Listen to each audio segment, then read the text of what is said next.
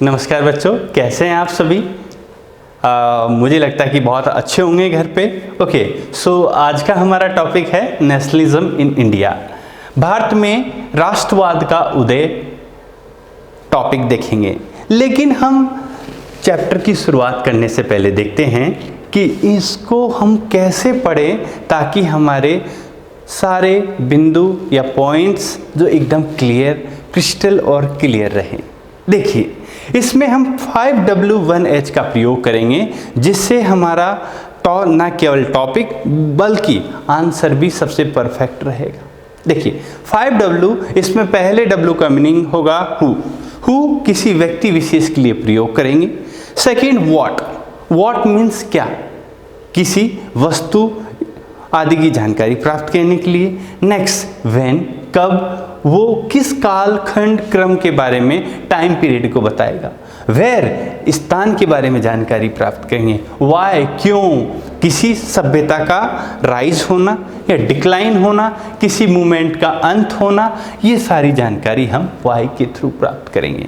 और next point रहेगा how, मतलब कैसे कोई मूवमेंट हो, इंडियन नेशनल मूवमेंट हो, कैसे आगे बढ़ा, क्या क्या कारण रहे, ये सारी बातें हम हाउ के थ्रू प्राप्त करेंगे। सो इन 5W1H के आधार पर हम इस टॉपिक का अध्ययन करेंगे। इस टॉपिक ही नहीं, जब जब आप हिस्ट्री पढ़ने लगे तो हमेशा इन 5W1H को याद रखेंगे। चाहे कोई सा भी आप 6 से लेकर 12th पढ़ो, चाहे कॉलेज में पढ़ो या यूनिवर्सिटी में पढ़ो, पर हमेशा इन चीज़ों को हमेशा याद रखो। इनको आपको मेंशन करना ही करना है। ओके, सो हम अपने चैप्टर की शुरुआत करते हैं। नेक्स्ट, नेशनलिज्म इन मूवमेंट के अंदर आपको देखने को मिलेगा कि महात्मा गांधी का क्या रोल रहा था। उससे पहले इनसे पहले की कुछ जानकारी प्राप्त कर लेते हैं। इस समय देखेंगे कि फर्स्ट वर्ल्ड वॉर भारत में, न केवल भारत में, पूरे विश्व में स्प्रेड हो चुका है, फैला है, और इसमें मित्र राष्ट्र और धुरी राष्ट्र, एक्सिस कंट्रीज, वर्ल्ड वार जारी है। ब्रिटेन ने भारत को अपने पक्ष में विश्व युद्ध में उतार दिया है, और इस वजह से भारत के अंदर बहुत सारी प्रॉब्लम्स क्रिएट हो गई है। 1913 से लेकर 18 तक देखेंगे कि यहाँ के जो प्राइस है बहुत ज़्यादा डबल हो चुकी है। इसी ड्यूरेशन में हम और देखेंगे कि 1918 से 19 के मध्य और 1920 से 20 के मध्य बहुत ज़्यादा क्रॉप फेलियर होता है पूरे देश में। इसी ड्यूरेशन में बहुत सारे एपिडेमिक डिजीज़ और आती है। 1921 के जब सेंसस स्टार्ट हुआ तो हम देखते हैं बेटा कि एपिडेमिक, क्रॉप फेलियर और फैमाइन के कारण देश के अंदर 120 से 130 lakh peoples were died during that period. तो ऐसा समय ये था। इसी समय वर्ल्ड वार के दौरान बहुत सारे सैनिकों की भर्ती भी की जा रही थी, इस वजह से आम जनता परेशान थी। तो ऐसे बहुत सारे कारण थे। इसी बीच न केवल भारत में, लेकिन इसके अलावा विश्व के अंदर भी राष्ट्रवाद का उदय हो चुका था। अब पहली बात है राष्ट्रवाद, अपना राष्ट्र, अपनत्व की भावना। उससे पहले कुछ स्वतंत्रताएं, जैसे क्लास 9th में आपने पढ़ा फ्रेंच रिवॉल्यूशन। फ्रेंच रिवॉल्यूशन के बाद, इसके बाद भी आपने बहुत सारी क्रांतियां पढ़ी होगी। उन्हीं क्रांतियों के थ्रू या यूरोप के अंदर अनेक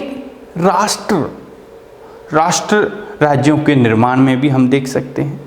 तो ये सारा का सारा खेल इस समय नेशनलिज्म का था। कुछ भारतीय सैनिक विदेश गए, जैसे यूरोप गए। कुछ भारतीय स्टूडेंट्स पढ़ने गए। जब वो पढ़ के वापस आए तो अपने साथ वो विचारधारा भी, मीन्स आइडियोलॉजी भी अपने साथ लेकर आए। कहाँ से? यूरोपियन कंट्रियों से। तो वही जो नेशनलिज्म था उसको उन लोगों ने भारत में भी इम्प्लीमेंट करना स्टार्ट किया। अगर हम इंडिया के परिप्रेक्ष्य में देखें तो इसकी शुरुआत 1857 की क्रांति के बाद से मान सकते हैं, लेकिन उस समय 1857 के बाद से लेकर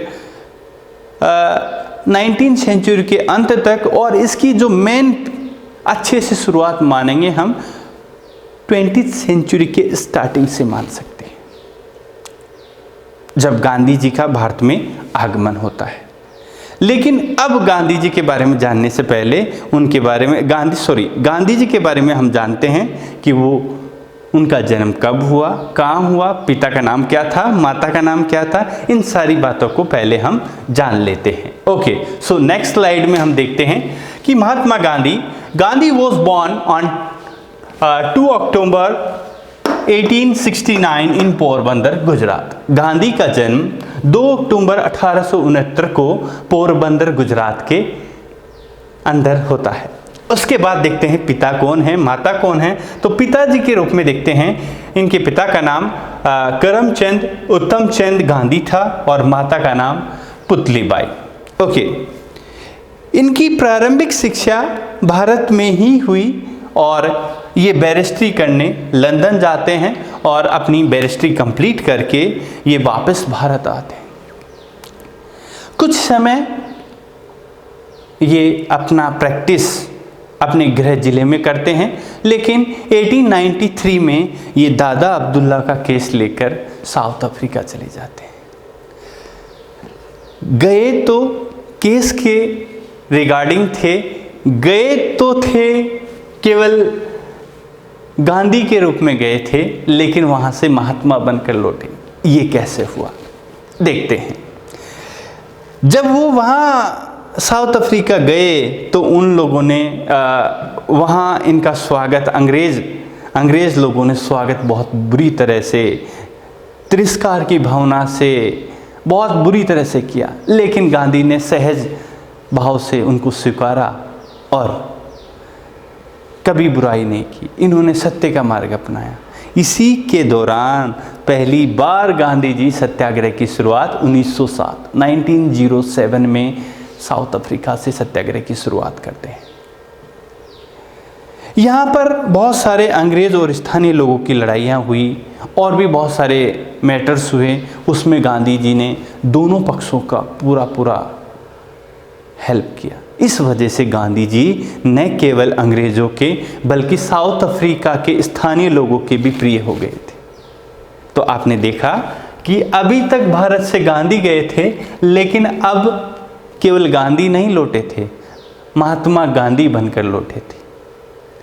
कहाँ पर? भारत में। सो नेक्स्ट स्लाइड हम देखते हैं कि he went to South Africa in 1893 for Dada Abdullah case. He spent 20 years in South Africa and launched many movements and protests against racist regime and Britishers, including Satyagraha. Okay, so Satyagraha 1907 में हम यहाँ पर ये 7 ही मानेंगे आप। ओके, सो नेक्स्ट स्लाइड के अंदर हम देखेंगे कि जब 1950 में ये भारत आए, तो भारत में आकर इन्होंने पहले जो इनके पॉलिटिकल टीचर या पॉलिटिकल मेंटर के रूप में हम गोपाल कृष्ण गोखले को देखते हैं।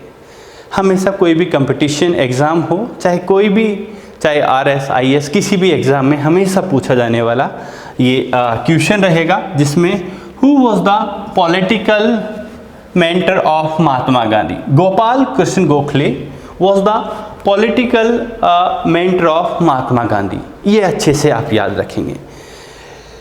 गोपाल कृष्ण गोखले के द्वारा एक संस्था की स्थापना की गई, servant society of India, 1905। Gandhi चाहते थे कि वो इस संस्था की सदस्यता ले लें, लेकिन कुछ सदस्यों के विरोध और गोपाल कृष्ण गोखले की सलाह पर वो 1916 से इसी दौरान इनकी सलाह पर वो पूरे देश का भ्रमण करने की सलाह दी जाती है गोपाल कृष्ण गोखले के द्वारा, और गांधी जी 1 साल पूरे देश का भ्रमण करते हैं। लोगों की समस्याएं क्या है, उनको जानने के लिए गांधी जी की कोई नया मूवमेंट स्टार्ट हो या नया काम स्टार्ट हो या कोई अलग किया जाए लोगों के लिए, तो पहले लोगों की समस्याओं को जानना पड़ेगा। ऐसा विचार उनके गुरु गोपाल कृष्ण गोखले का और महात्मा गांधी का दोनों का था। तो उसी में गांधी लग जाते हैं। ओके, सो हम देखेंगे कि गांधी जी 1916 में लखनऊ जाते हैं, और लखनऊ जब गए तो नेक्स्ट स्लाइड के अंदर हम देखेंगे कि जब लखनऊ गए तो यहाँ पर एक व्यक्ति मिलते हैं, राजकुमार शुक्ल, जो इस समय चंपारण के अंदर किसानों के साथ हो रहे अत्याचारों के बारे में एक्सप्लेन करते हैं कि उनके साथ कैसे एक्सप्लॉइटेशन किया जा रहा है ब्रिटिशर्स के द्वारा। उसकी उन बातों को ये उठाते हैं और कोशिश करते हैं कि ये सॉर्ट आउट की जा सके। इसी वजह से गांधी जी के सामने रखते हैं। गांधी जी राजकुमार शुक्ल को प्रॉमिस करते हैं चंपारण आने की। तो पहले स्टार्ट करने से पहले हम लोकेशंस देख लेते हैं। मैप में पक्का आता है, ये देखिए बिहार के अंदर ये ऊपर देखिए नेपाल करता हुआ ये वाली लोकेशन चंपारण की है। सो नेक्स्ट स्लाइड में हम चलते हैं कि Champaran. Okay, this movement was took place इन 1916। आपके एनसीईआरटी में 1916 दे रखा है एनसीईआरटी, बट अदर बुक्स में 1970 आपको डेट मिलेगा। Under the leadership of MK. Gandhi, Mohandas Karamchand Gandhi के नेतृत्व में पहली बार चंपारण मूवमेंट की शुरुआत होती है। कहां पर? भारत में। ओके, चंपारण मूवमेंट की शुरुआत होती है। गांधी चंपारण जाते हैं राजकुमार शुक्ल के निमंत्रण पर। इसमें इनके साथ राजेंद्र प्रसाद, जे.बी. कृपलानी, मौलाना मजरूल हक जैसे व्यक्ति भी इनके साथ हो लेते हैं। अब गांधी जी जैसे ही चंपारण की सीमा में प्रवेश करते हैं तो यहाँ के पुलिस कमिश्नर के द्वारा उनको चेताया जाता है कि गांधी जी आप यहाँ की सीमा में प्रवेश न करें। अगर आप ऐसा करेंगे तो आपके खिलाफ कानून की अवहेलना के जुर्म में आप पर अरेस्ट कर लिया जाएगा या जेल में डाल दिया जाएगा। लेकिन गांधी जी उनकी बात नहीं मानते हैं और वो चंपारण पहुंच जाते हैं। गांधी जी को जब भी पढ़ें तो एक बात हमेशा ध्यान रखें, कोई भी मूवमेंट हो या कोई भी मिशन जो भी हो, वो उसको स्टार्ट करने से पहले उसकी सटीक जानकारी लोगों से लेते थे। तो यहाँ पर भी गांधी ने वही किया। चंपारण में गए और आम लोगों से उनकी समस्याओं के बारे में पहले जाना, और क्या ये जो समस्या उनको बताई गई है वो वाकई है या नहीं है, वो सही है या गलत है। तो यहाँ पर वही गांधी जी ने देखा और पाया कि जो समस्या है वो जेन्युइन है। तो समस्या क्या है? सो यहाँ पर क्या था बेटा कि Britishers force local peasants and sharecroppers to grow indigo on 320 parts. मतलब जो किसान थे कहाँ के? चंपारण के, उन पर जो ब्रिटिशर्स थे वो प्रेशराइज करते थे किसके लिए? 320 मीन्स टोटल लैंड के 15% पर इंडिगो क्रॉप। क्या? Indigo crop. Indigo crop production के लिए उन पर प्रेशराइज करते थे ताकि आपको कम से कम इतने पर क्रॉप पर प्रोडक्शन करना है।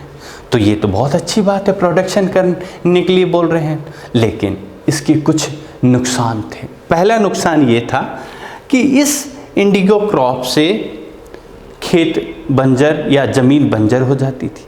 ओके, सो ये तो कॉमर्शियल क्रॉप है तो इसके बेनिफिट होंगे।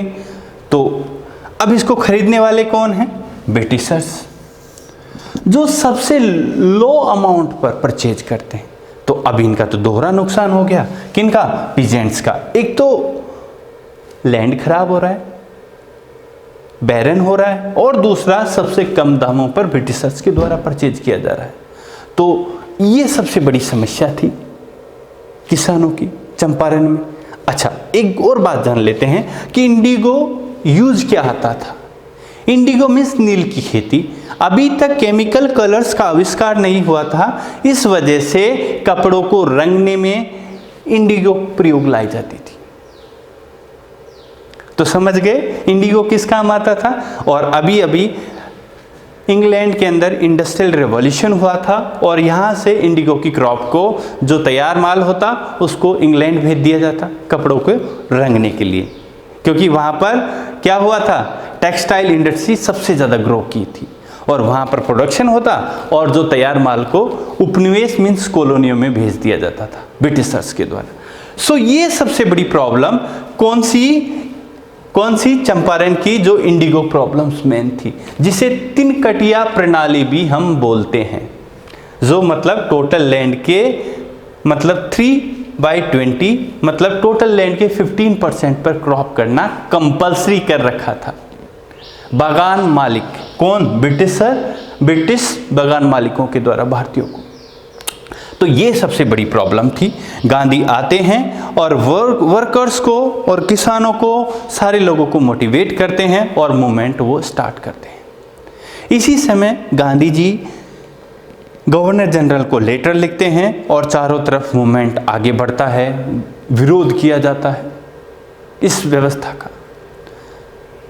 लेकिन अभी अभी जर्मनी के अंदर केमिकल्स कलर्स का आविष्कार हो गया था, इस वजह से अब ज़्यादा इसका इम्पोर्टेंस नहीं रह गया था। किसका, इंडिगो का। और दूसरा, गवर्नर जनरल ने एक सहूलियत कर दिया किसानों के कि those peoples who are interested to grow indigo they can grow, means जो किसान स्वेच्छा से इंडिगो क्रॉप पैदा करना चाहें वो कर सकते हैं और जो ना करना चाहे वो ना करें।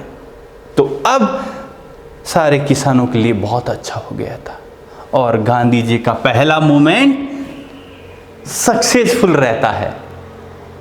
कहाँ पर, चंपारण में। तो मुझे लगता है आपका चंपारण का जो टॉपिक है अच्छे से क्लियर हो गया।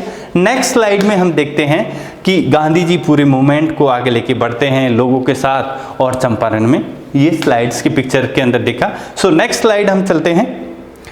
अब चलते हैं, हमारा नेक्स्ट टॉपिक रहेगा अहमदाबाद। अहमदाबाद के अंदर देखेंगे कि वो डस्टर देना, डस्टर। सो नेक्स्ट स्लाइड में हम देख रहे हैं, ये देखिए अहमदाबाद। अहमदाबाद गुजरात के अंदर एक स्थान है जो जस्ट यहाँ पर देखेंगे। ये लोकेशन हमेशा क्लास 10th के मैप के रूप में इसको पूछा जाता है, तो बच्चे ये अच्छे से देख लीजिएगा। अहमदाबाद में क्या प्रॉब्लम थी। अहमदाबाद के अंदर मिल वर्कर्स का एक प्रॉब्लम था जो प्लेग बोनस को लेकर डिमांड कर रहे थे। सो प्लेग बोनस को लेकर क्या डिमांड कर रहे थे, प्लेग बोनस को लेकर डिमांड ये कर रहे थे कि उनका जो प्लेग भत्ता है वो 35% किया जाए।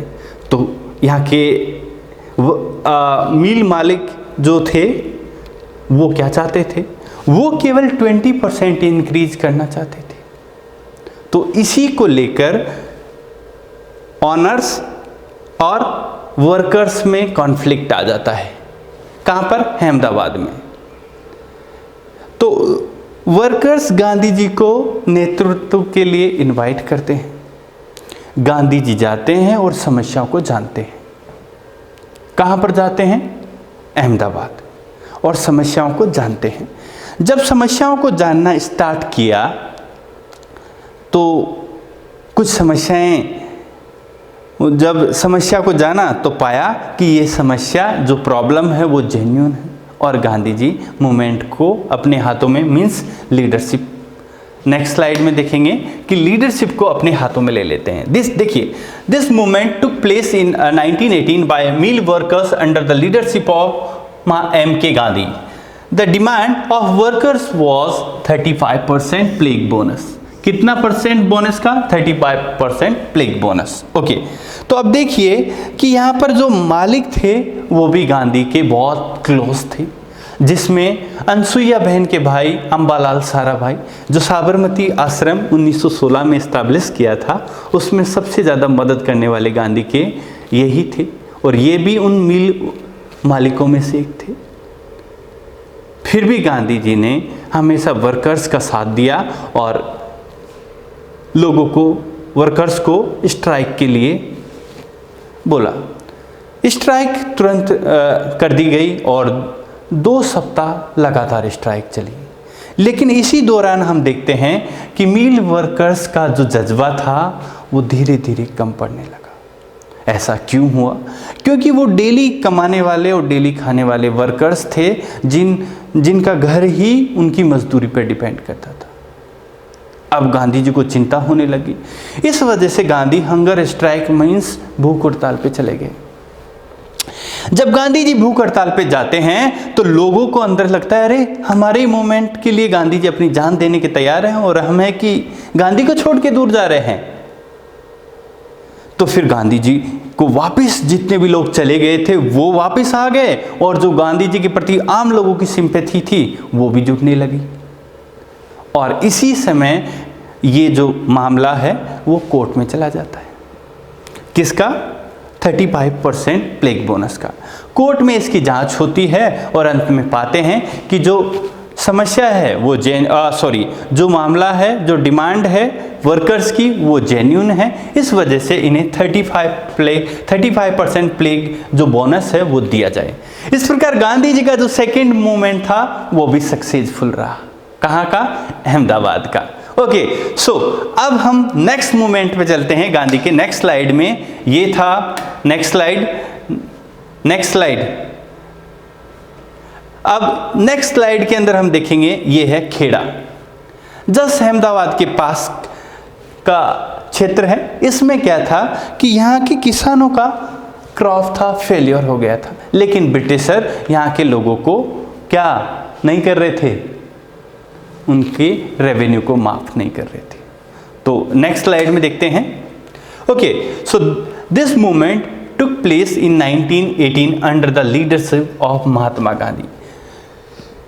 Gujarat Sabha also played an important role in this movement. Crop failure and plague epidemic made the life of the farmer miserable in the Khera district of Gujarat. So they started a movement with the demand for a reductions in the land revenue. तो इन किसानों की मांग थी कि उन्हें इस वर्ष के लिए जो रेवेन्यू था उसको माफ कर दिया जाए। किन की मांग थी? किसान्स की। किन की मांग थी? पीजेंट्स की। कहाँ के पीजेंट्स की? खेड़ा की पीजेंट की। लेकिन ब्रिटिश गवर्नमेंट ऐसा कोई भी डिसीजन नहीं लेना चाहती थी कि वो रेवेन्यू को माफ कर दे। तो यहाँ पर गुजरात सभा जिसमें गुजरात सभा में मेन रोल निभाने वाले थे, जो खेड़ा सत्याग्रह के जन्मदाता के रूप में मोहनलाल पांड्या को हम जानते हैं। और इसी समय इसी खेड़ा मूवमेंट से सरदार पटेल की भारतीय राष्ट्रीय आंदोलनों में एंट्री होती है। ये अच्छे से जानिएगा, सरदार वल्लभ भाई पटेल की। ओके, सो सबसे पहले गुजरात सभा लोगों को एकत्रित करने का, लोगों को मोटिवेट करने का और आंदोलन खड़ा करने का काम करती है। तो इसी दौरान हम देखते हैं कि आंदोलन के दौरान में हम पाएंगे कि मूवमेंट आगे बढ़ता है। इसी समय गांधी को इनवाइट किया जाता है खेड़ा के किसानों और गुजरात सभा के द्वारा। जब गुजरात सभा के द्वारा गांधी को इनवाइट किया गया तो गांधी जाते हैं और फिर अपना वही काम करते हैं कि जो प्रॉब्लम है, क्या समस्या लोगों की वाजिब है कि नहीं है, इसको जानने का इसका काम गुजरात सभा को देते हैं। गुजरात सभा उनको सारी रिपोर्ट गांधी जी को देती है कि जो समस्या है वो जेन्युइन है, आइए और आप लीडरशिप किए। और गांधी जी लीडरशिप के लिए फिर तैयार होते हैं।